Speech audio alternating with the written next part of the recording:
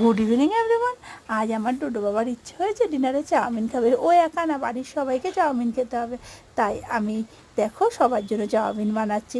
চাউমিনটা সিদ্ধ করে নিয়েছি, আলু পেঁয়াজও কেটে নিয়েছি, আর ওভেনে কড়া বসিয়ে তাতে একটু তেল দিয়ে 3টে ডিম ফাটিয়ে তার মধ্যে নুন আর গোলমরিচের গুঁড়ো দিয়ে ভালো করে ঝুড়ি বানিয়ে নিলাম। তারপর এর মধ্যে তেল দিয়ে তেলটা গরম হতেই আলু কেটে রাখা আলুটা ছেড়ে দিলাম। আলুটা ভাজা ভাজা হতেই তার মধ্যে পেঁয়াজটা দিলাম। পেঁয়াজ আর আলুটা ভাজা হয়ে গেলে চাউমিনটা ছেড়ে দিলাম।